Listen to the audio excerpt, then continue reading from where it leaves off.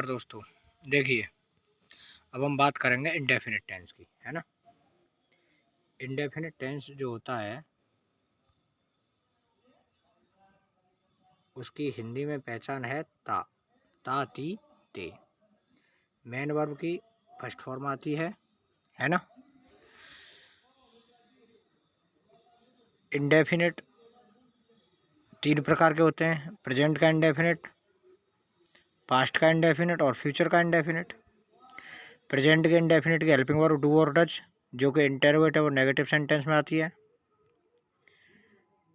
Past indefinite की helping verb did, जो interrogative और नेगेटिव में आती है। और फ्यूचर की हेल्पिंग वर्ब विल और शैल। अगर प्रेजेंट इंडेफिनिट का वाक्य है और वाक्य साधारण है और कर्ता एक वचन है तो वर्ब की फर्स्ट फॉर्म आती है, उसमें एस या ई एस लगाते हैं। अफर्मेटिव सेंटेंस देखिए, मैं पढ़ाता हूँ, है ना। अब हूँ प्रेजेंट, ता इंडेफिनिट और मैं, ये वाक्य हो गया प्रेजेंट इंडेफिनिट का। कैसा वाक्य है? वाक्य हम देखें तो सब्जेक्ट और वर्ब वाला वाक्य है, अर्थात साधारण वाक्य है ना। सब्जेक्ट और वर्ब से जो वाक्य शुरू होता है, फुल स्टॉप पे खत्म होता है, वो साधारण होता है। अब इसको इस सूत्र के अनुसार बदलें तो मैं की अंग्रेजी आई, पढ़ाने की अंग्रेजी टीच, है ना। पास्ट में मैं पढ़ाता था, पास्ट इंडेफिनिट के साधारण वाक्य में मेन वर्ब की सेकंड फॉर्म आती है, तो ये लगा दी टॉट। पास्ट इंडेफिनिट के साधारण वाक्य में मेन वर्ब की सेकंड फॉर्म आती है। उसके बाद फ्यूचर, मैं पढ़ाऊँगा, मैं पढ़ाऊँगा मैं, आई शैल टीच, आई के साथ शैल आता है।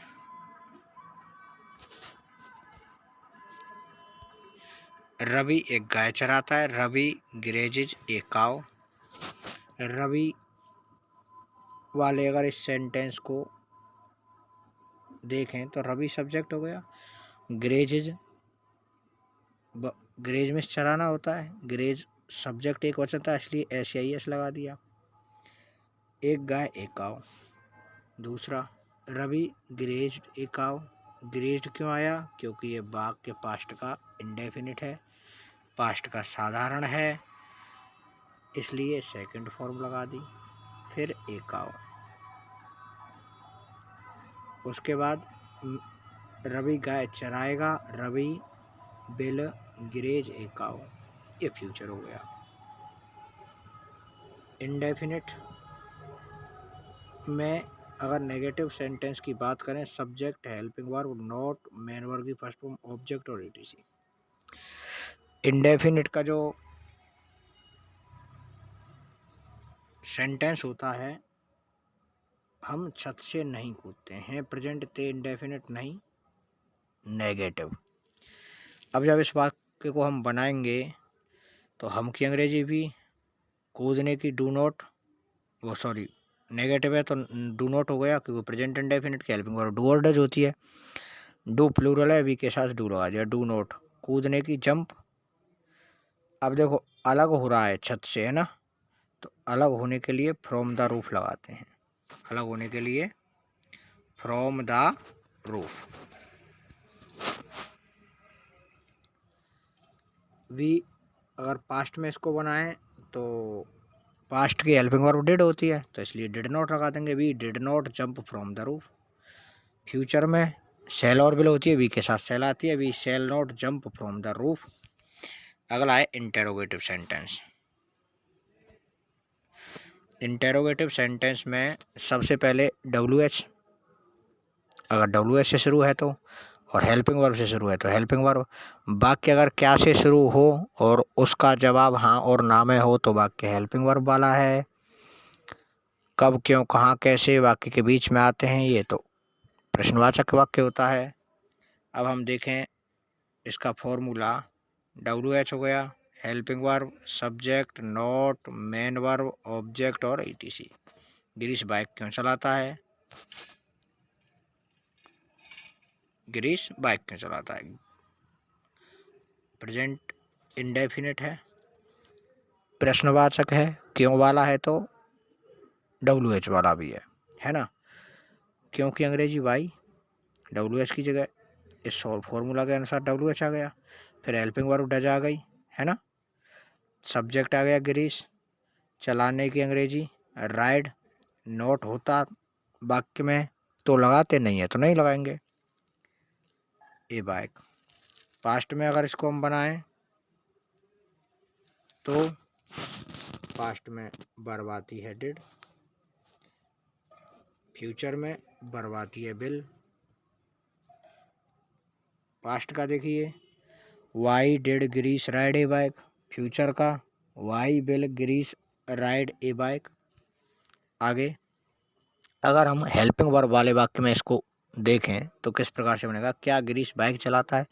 अब वो पूछ रहा है गिरीश बाइक चलाता है या नहीं, क्या लगा के पूछ रहा है, क्या चलाता है। तो ऐसा वाक्य हेल्पिंग वर्ब से बनता है। गिरीश सिंगुलर है इसलिए डज लगा दिया, does Girish ride a bike. Past में did Girish ride a bike, future में will Girish ride a bike. अब देखिए अगर इनका हम सबका रिवीजन के तौर पर देखें तो रिवीजन के तौर पर देखते हैं एक बार शॉर्ट तरीके से, है ना। इंडेफिनिट का हेल्पिंग वर्ब, इंडेफिनिट की हिंदी में पहचान था मेन वर्ब की फर्स्ट फॉर्म। प्रेजेंट की पहचान है हेल्पिंग वर्ब डू और does, do plural does singular, interrogative negative वाक्य में। अफर्मेटिव सेंटेंस में अगर अफर्मेटिव सेंटेंस और सिंगुलर सब्जेक्ट हो, अफर्मेटिव सेंटेंस और सिंगुलर अगर सब्जेक्ट हो तो वर्ब की फर्स्ट फॉर्म आती है ना। देखो अफर्मेटिव सेंटेंस में हमेशा वर्ब की फर्स्ट फॉर्म आती है। अब उसमें अगर सब्जेक्ट भी सिंगुलर है तो SIS और लगा देते हैं। अफर्मेटिव सेंटेंस अगर पास्ट का है तो पास्ट इंडेफिनिट का है तो मेन वर्ब की सेकंड फॉर्म। और फ्यूचर में तो आप जानते ही हो ये आई और बी है वो शैल के साथ आते हैं। उसके बाद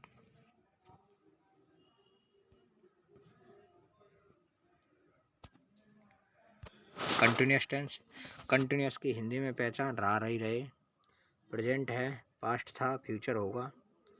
helping verb is are am, is singular are plural am I के साथ। इसकी हेल्पिंग वर्ब वाज और वर, फ्यूचर की हेल्पिंग वर्ब विल और शैल बी। पास्ट कंटिन्यूस की हेल्पिंग वर्ब वाज और वर।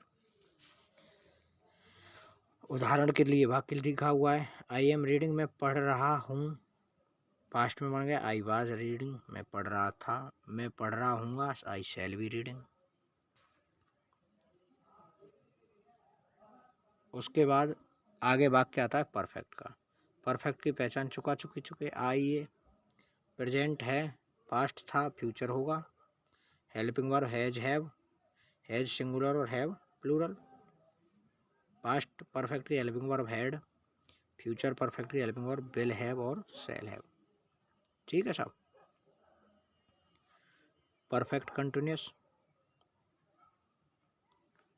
टाइम प्लस से प्लस रहा, टाइम से रहा कब, वह सुबह से पढ़ रहा, दोपहर से, 2 दिन से, 6 दिन से, इस प्रकार से 2 घंटे से, 5 बजे से।